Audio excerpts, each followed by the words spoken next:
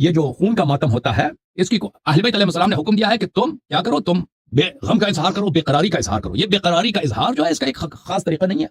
जैसे बिलवालिदैन एहसाना, उसका एक खास तरीका नहीं है। अगर कोई ज़ीना ज़नी करता है, अच्छी बात है। कोई ज़ीना ज़नी नहीं करता, ज़ंजीर मारता है, वो भी अच्छी बात है। अगर वाकई इसी गम में करता है, जो दिखावे में करता है, मुनाफिकत करता है, वो अल्लाह दिलों का राज अल्लाह जानता है, दिलों का राज अल्लाह जानता है। जो मसला तदबीर करते हैं वगैरह करते हैं, वो अगर इसी नियत से करता है, क्या गम इमाम अलैहिस्सलातु वस्सलाम हम पे इतना बारी है, हम पे इतना बारी है ये गम कि हम इस गम में हमसे तहम्मुल नहीं होता। मौला के गम सुनकर हम तहम्मुल नहीं होता, हमें मारना पड़ता है, हमें और होता है इंसान के। बहुत सारे लोग हैं ऐसे कि वो अपना चैन हो जाते हैं, वो एक जंजीर मारते हैं या कमा मारते हैं। लेकिन ये अगर कोई भी ये शख्स करता है, वो हराम फेल अंजाम नहीं दे सकता। ये करते हुए अपने जान को गोली मार दो अपने आप। इंतहार, खुदकुशी, ये हराम है। जो शख्स खुदकुशी करता है वो जहन्नम जाता है, उसकी बख्शिश नहीं होती। जो शख्स खुदकुशी करता है, ठीक है ना, कोई इंसान इसमें खुदकुशी करने की इजाजत नहीं है। लेकिन जो जायज चीज है इंसान कर सकता है। मतलब मैं चेहरे पे थप्पड़ मारता हूँ, एक जायज चीज है, या मैं सर पे जंजीर मारूं, या सर पे मटका मारूं, या सर पे ऐसी चीज मारूं कि मेरे सर से खून जारी हो, ये कोई हराम नहीं है। जहां तक जरर की बात है, इससे जरर नहीं होती मेरे अजीजों।